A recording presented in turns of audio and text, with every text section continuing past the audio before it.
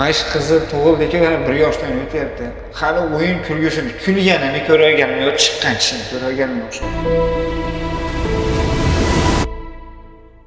Smaminarjam hamidan Polat biz o'zimizni Shanxayda tug'ilganmiz, imtihon va bugunga yashaydigan odam. Otam o'tib ketgan, onam bolalar saysan yaqinlashib qo'ygan. Bitta akam, bitta opam bor. O'sha 2014-yil avval ko'rdim ekan. Bu ham Allohning sinovi, ko'zim shundan keyin ko'zim ko'rmay qoldi. Men shu Turkiyadan doktorlar kelib Andijonda tekshirayotgan ekan, bitta ko'z asrab qolish imkoniyati bor ekan. Hozir ko'zim 1% ko'ryapti bitta ko'zim. Odam yuzini tanimaydi, lekin golosdan tanib olasiz. Shuning uchun endi Turkiyada shuni operatsiya qilib, 3 marta operatsiya qilish kerak ekan. Endi hujayra ko'chirib qo'yish deydi. Kletkasini zrительный tomir deyapti, shuni rivojlantirishga operatsiya qilamiz. 14,5 ming, 15 mingda dollarga. Ha, dollarga. 15 ming dollar. 15 ming dollar. Endi yo'l kiramiz o'zimizdan, ayda lichena dorilarga ham o'zinglardan dedi. Shumasini yozib berishgan. Yo'lnomlar qog'ozlarini ham berishgan.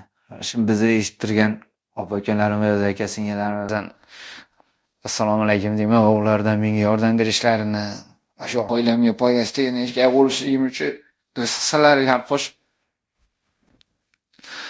meni qo'llab-quvvatlasanglar juda xursand bo'lardim. Men ham odamlarga qo'shilib ko'chada ishlab uyda o'tirolmaydi. Sizlardan iltimos qilib so'rardim. Malachalaringizdan Alloh rozi bo'lsin. Menga tengan ehsoninglar Alloh daryoqida qabul qilsin. Sizlar mana holatni o'zinglar o'z qulog'inglar bilan eshitdinglar, o'z ko'zinglar bilan ko'rdinglar. Lekin bu akamiz o'z ko'z bilan ko'ra olmaydi.